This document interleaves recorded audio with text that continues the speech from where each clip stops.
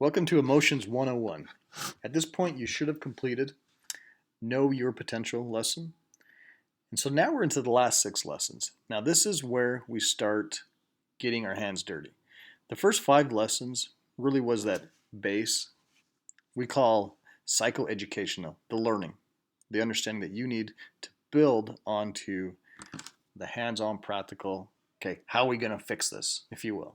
All right, so the next 6 lessons are going to teach you the skills to be able to make the changes. So this gets exciting. So this lesson is Emotions 101.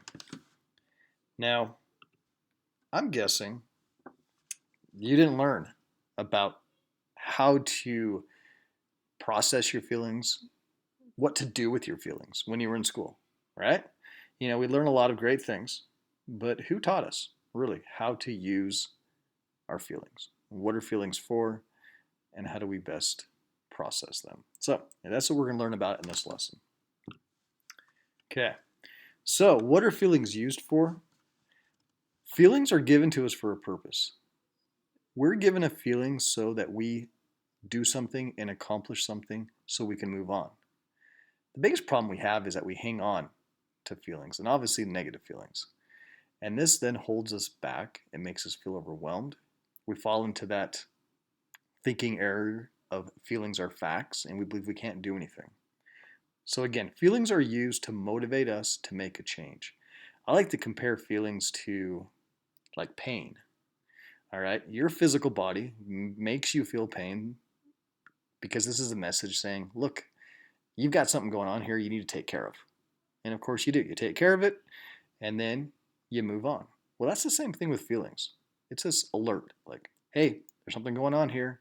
You need to address it. You need to understand it, take care of it, and move on. It doesn't mean that there isn't work to do after that. It doesn't mean that just because we express and recognize our feelings that everything's okay, but we're able to move on.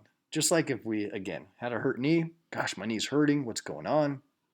Go to the doctor says, hey, look, you've got a torn muscle here, you need to relax it, you need to rest it for 3 weeks, take it easy, and then you can get back to training again. And then that's what you do, and you're okay. So this is the same way with feelings. So we're going to talk about the steps. So first thing you do, you identify the feeling. Okay. Now, there are lots of feelings, right? And again, it seems like when we talk about feelings, we focus on the negative. I want this to also be understanding we're focusing on the positive feelings as well. So recognize, okay, what am I feeling in the moment? Sadness, loneliness, frustration, euphoria, excitement, embarrassment. Once you recognize that feeling, then you know what you're working with. Now, here's a big, big step. If you don't know what you're feeling, that's okay. You can move on. We get hung up on that, gosh, I've got to figure out what exactly it is that I'm feeling, and we may never move on. Understand, too, that you may feel several feelings at once, or again, not really know what you're feeling. That's okay. Just take the time. So the first step is to take the time to figure out what it is that you're feeling, and if you can't, then move on. Okay, the next step is what? Now, what do you do with the feeling? Okay, this comes into the coping skills. So, I know I'm feeling something. I know what it is. And then I have to do something to tell my feelings that I'm managing them. Okay? So, let's say what you're feeling is I'm feeling loneliness. And I know this because, gosh, I just haven't been hanging out with my friends lately. I've been so busy with work and I've been feeling lonely and a little bit pulled away and distracted just from my life. So, what do you do with the feeling? Okay. Simple answer would be I'm going to make a plan to hang out with my friends. Now, often too, those feelings will say, no, you don't need to hang out with your friends, or your friends aren't going to want to hang out with you. Know that you often get this self-doubt that kicks in that wants to prevent you from doing something about it. So in this scenario, okay, what do I do with it? I'm going to push myself to hang out with my friends, and wow, it's amazing how much better I feel. Okay. The next step is then to let it go. Now, this is a step that people often forget to do, they struggle with. So, they've had the feeling, they've worked through it, and they first of all identified the feeling, but then they want to hang on to it, or they beat themselves up, or won't move past it. Now, of course, this is a hard thing to do. I'm not pretending like this is super simple, but it's important. It's important to recognize it. Even just giving yourself permission and telling yourself, I need to let this go, is huge. Okay, so let's put this all together. This is going to be easier once you look at here on the graphic what the steps are. Okay, again, first of all, what's the feeling? Try to identify what it is that you're feeling. Okay, again, if you don't know, move on to step 2. Step 2 is why. Why am I feeling this? Okay, so again, using our example of loneliness, what am I feeling? Loneliness. Why? Because I have been too busy and preoccupied with work.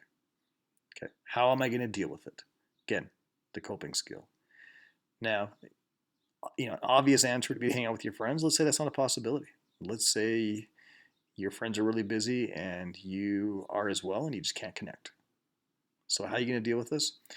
Just acknowledging this and then maybe reaching out another way to other individuals or reassuring yourself is a great way to deal with loneliness. Then again, the 4th step, let it go. So recognize, okay, I've done something about it. I don't need to beat myself up over this feeling and keep feeling it. And just telling yourself that will help you. Again, this is a work in progress. Be patient with yourself, but just recognizing it will gradually get you there. So those are the steps. And again, I want to remind you very clearly, if you don't know what the feeling is, and especially if there's a lot of feelings going on at the same time, you go on to step 2. And again, even if you don't know why you're feeling a certain feeling, you can go on to step 3. Okay? You can cheat on those first 2 questions. But the third's important, all right? Do something about it. We've talked about how important it is to use coping skills, how important it is to be able to utilize things, whether it be, again, the physical, the mental, the creative, or reaching out to others. That's that how piece. And once you've done that, you've got to feel okay that I've done something about this. And then that's the letting go. Thank you for listening to me and going through this very first lesson that is going to teach us, again, the steps of making the changes. Thanks.